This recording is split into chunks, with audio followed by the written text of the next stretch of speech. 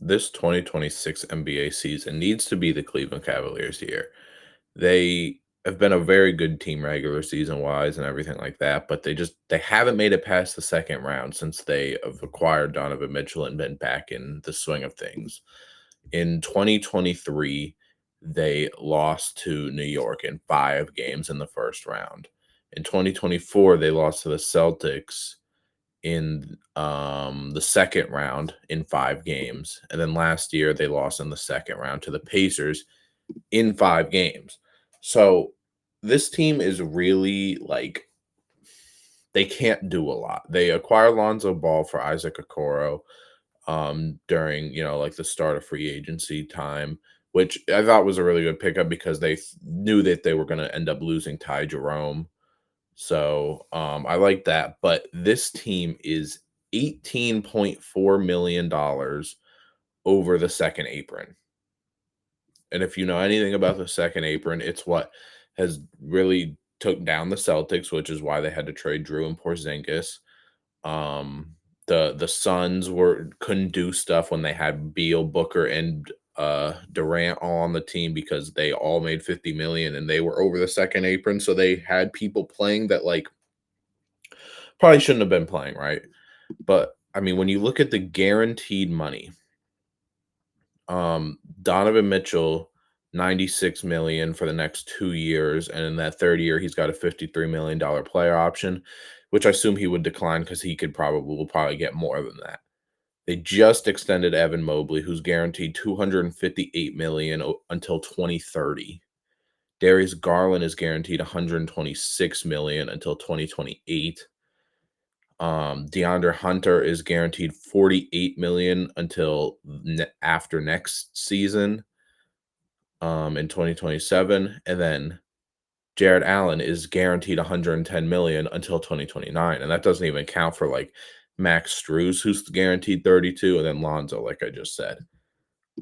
This team has some crazy financial restrictions, and I would assume, like, since everything that happened, like, right, the Celtics aren't going to be in it this year, at least not like conference final, semifinal team, you would assume in it. The Pacers aren't going to be in it after they lost Miles Turner and Halliburton. I mean, the Bucks, I can't imagine are going to be an amazing team after losing Damian Lillard, and they got in Miles Turner, but unless Giannis goes on like a 2018 LeBron type of run, I don't know if he's really going to if they're going to get there. The Sixers, who knows if they can pick it up with whatever's happening with Embiid and Paul George. I think your biggest competition out east, I mean, I think everyone would assume is probably the New York Knicks, who was in the conference finals this past season. Um, they also are another team that this could fit in, but they just made big moves last year for Cat. They got Mikal Bridges. So I would say the Knicks have a little bit more time, but the Cavs, I mean, this hasn't been a thing for like a super long time. Donovan Mitchell got to Cleveland in 2023. So once he got to Cleveland, he made Cleveland a better team. Obviously, Donovan Mitchell is one of the best shooting guards in the league. He's a top 15-ish player in the league, I'd say. But I mean, they do run a somewhat funky lineup, right? They got two very small guards, and Darius Garland, Donovan Mitchell, who neither are pluses on defense, but offensively, right? There's not many backcourts better.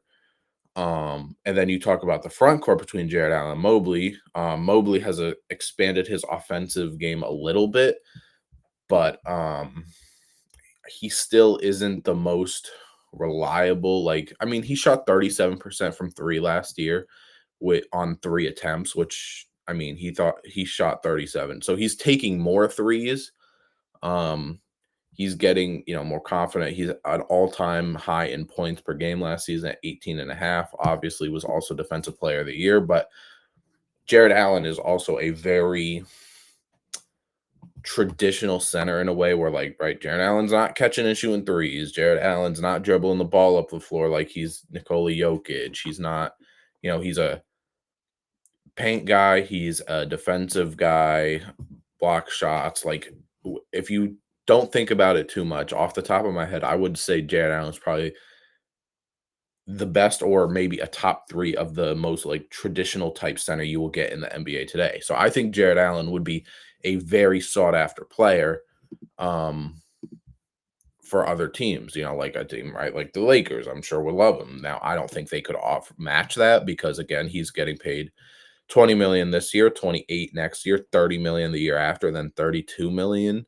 So he got paid, but um, I think there's a world where maybe you move on from him and you maybe have let Evan Mobley start his center career. There's also a world where you look at the other end of the starting lineup and you say maybe Darius Garland, right? Darius Garland is a very good player. He's a very crafty point guard, but again, he's 6'1".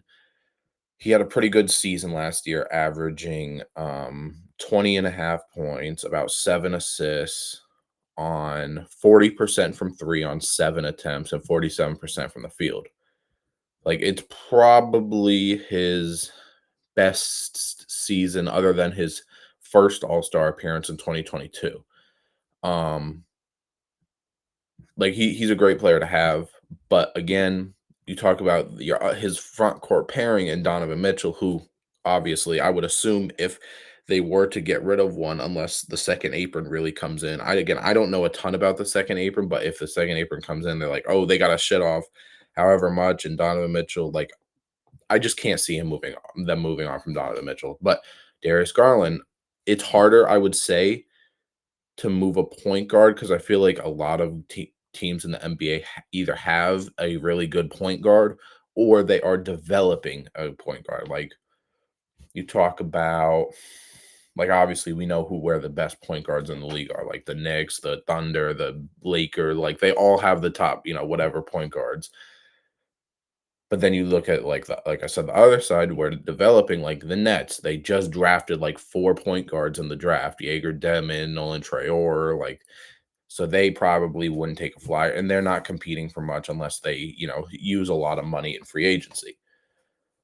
Um, what's another team that doesn't have like the greatest of point guards? I guess the Kings, but the Kings are like,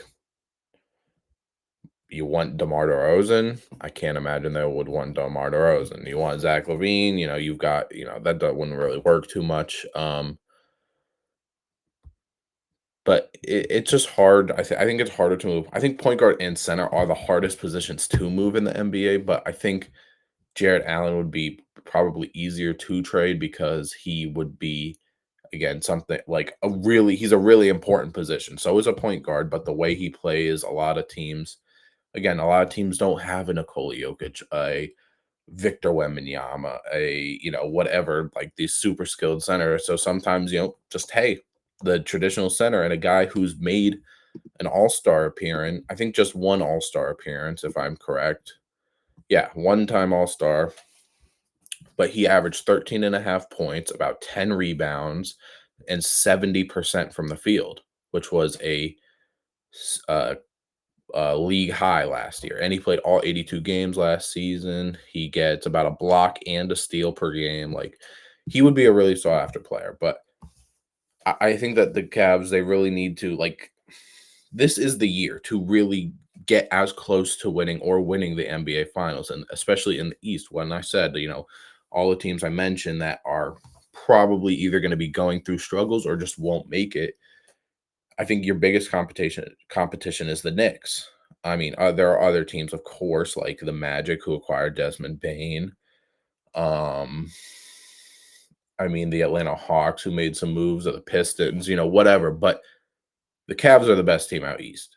They were last year. I would expect for them to be again, but I think this is your shot. And if you get eliminated in the first or second round, you really got to start having some talks. Hell, even if you do win or get there, I don't know how much time they have on the second apron stuff. I don't know if they just got in the second apron recently or if they are not acquiring, if they are approaching the deadline like the Celtics were this offseason where like they got to make moves.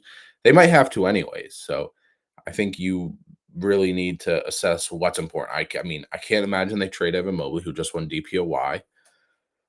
Um, Donovan Mitchell, I mean, he's wrapped up for again 2 more seasons, and then he's got the player option. I mean, I would assume they try do everything they can to keep on to him, but who knows? Another big market probably would want him, but again, that's up to him. And then I think your best options again is like Jared Allen, right? But Jared Allen and Darius Garland even they make a lot of money. Darius Garland 40 million this coming season, then 42 and then 45 almost. It's a lot of money for, a guy like that. So, I don't know. Ultimately, of course, because not my team, not, I'm not running things over there or anything. I don't know how much time they're approaching, but if they get eliminated in the first or second round or something, I mean, you gotta switch some things up, right? You can't keep doing this. You can't just keep being like, ah, maybe next year, because this season is the best chance you are going to get. Because you would think about it, right? Jason Tatum, this in 2027, the season after this season, Jason Tatum would be back. Tyrese Halliburton would be back. Maybe the Bucks makes a move. Maybe the Sixers makes a move, right? Who knows what the league will look like in 2 years? The league looks different from the start of free agency this year to the end of the NBA Finals from this past year, and that was like 3 weeks.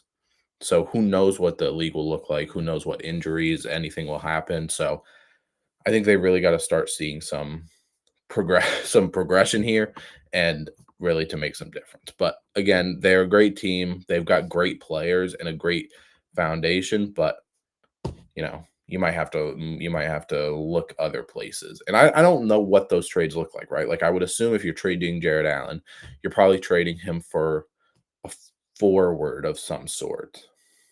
Someone who can play alongside Mobley, but will let Mobley be the five, and you know, will be a 3 or a 4, skilled 3 or 4. Who knows, right? Like it's the perfect scenario that you think of when you talk about trades, but it might not happen. Maybe something good happens. Maybe they win this year, and then this video just means nothing.